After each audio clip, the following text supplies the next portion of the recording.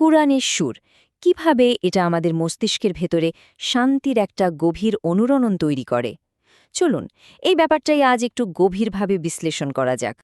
দেখুন, আমরা মন ভালো করতে গান শুনি, কিছু শেখার জন্য পডকাস্ট শুনি, কিন্তু যখন কোরআন শোনা হয় তখন আমাদের মস্তিষ্কের ভেতরে ঠিক কি ঘটে? এটা কিন্তু শুধু একটা অনুভূতির ব্যাপার না, এর পেছনে আছে একদম খাঁটি স্নায়ুবিজ্ঞান। বিজ্ঞানীরা এই অবস্থাটাকে বলেন আলফা স্টেট।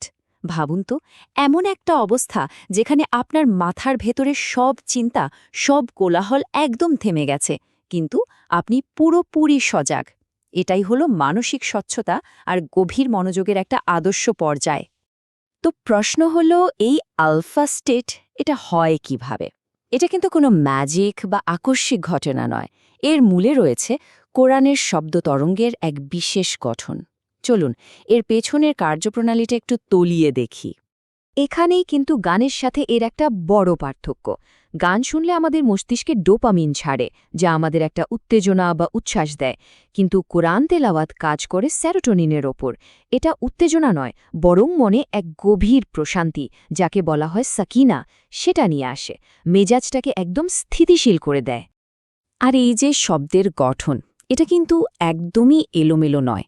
তেলাওয়াতের যে নিয়ম মানে তাজবিদ, সেটা মেনে যখন প্রত্যেকটা অক্ষর আর শব্দ উচ্চারণ করা হয়, তখন এক বিশেষ ধরনের ভাইব্রেশন বা কম্পন তৈরি হয়, আর এই কম্পনটাই আমাদের শরীরে সরাসরি প্রভাব ফেলে। এখন কথা হচ্ছে, এই শব্দ তরঙ্গটা মস্তিষ্ক পর্যন্ত পৌঁছায় কিভাবে? এর জন্য আমাদের শরীরে একটা প্রধান হাইওয়ে আছে, আর সেই পথটাই হল ভেগাস নার্ভ। ব্যাপারটা কিন্তু খুবই ইন্টারেস্টিং। এই ভেগাস নার্ভ হল আমাদের শরীরের রেস্ট অ্যান্ড ডাইজেস্ট সিস্টেমের বস। যখন তাজবিদ মেনে কিছু নির্দিষ্ট আরবি অক্ষর, যেমন ধরুন যেগুলো একদম গলা থেকে আসে বা গুন্নার মতো সুর করে বলা হয়, তখন গলা একটা মৃদু কম্পন হয়, তাই না?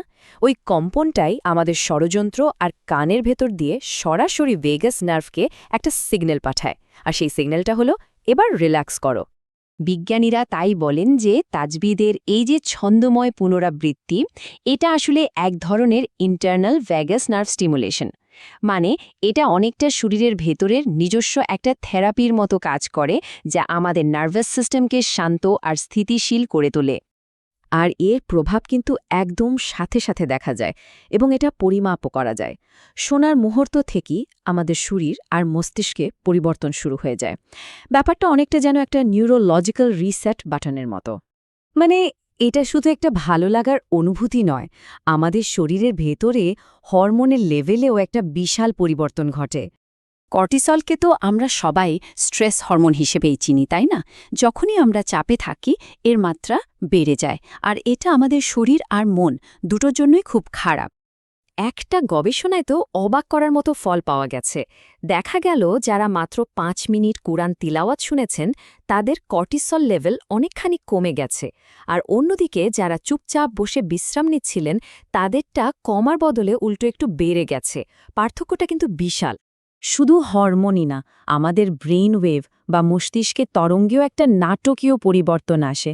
স্ট্রেসের জন্য দায়ী যে বিটা ওয়েভ, সেটা একদম কমে যায়, আর তার বদলে অ্যালফা আর থ্যাটা ওয়েভ, যেগুলো গভীর রিল্যাক্সেশন আর মেডিটেশনের সময় দেখা যায়, সেগুলোর পরিমাণ অনেক বেড়ে যায়। বিজ্ঞানীরা এই বিশেষ অবস্থাটাকে বলেন কর্টিক্যাল আইডলিং। এর মানে কিন্তু এই না যে মস্তিষ্ক ঘুমিয়ে পড়েছে বা কাজ করছে না, বরং মস্তিষ্ক তখন সব অপ্রয়োজনীয় চিন্তা থেকে মুক্ত, একেবারে শান্ত, কিন্তু পুরোপুরি সজাগ আর যে কোনো কাজের জন্য প্রস্তুত।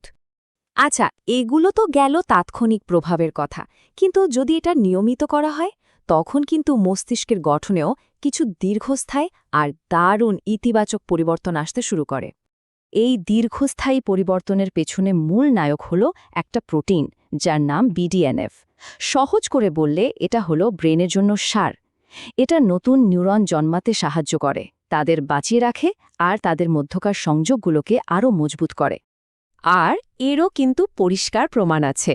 গবেষণায় দেখা গেছে, যারা যত বেশি কোরআন মুখস্থ করেছেন, তাদের রক্তে এই BDNF-এর মাত্রা ঠিক ততটাই বেশি। মানে মুখস্থ করার পরিমাণের সাথে ব্রেইনের স্বাস্থ্যের একটা সরাসরি সম্পর্ক আছে। তার মানে কি দাঁড়ালো? নিয়মিত এই চর্চাটা মস্তিষ্কের নিউরোপ্লাস্টিসিটি বাড়ায়, মানে ব্রেইনকে আরও নমনীয় করে তোলে, স্মৃতি আর মনোযোগের কেন্দ্রগুলোকে আরও শক্তিশালী করে। আর বয়স বাড়ার সাথে সাথে যে স্মৃতিশক্তি কমে আসে সেটার বিরুদ্ধে একটা মজবুত দেয়াল বা কগনিটিভ রিজার্ভ তৈরি করে। তো শেষ পর্যন্ত কি হলো? মস্তিষ্ক শান্ত, হৃদয় স্থির, পুরো সিস্টেমটা যেন এক বিশেষ ফ্রিকোয়েন্সিতে নতুন করে সেট হয়ে গেল।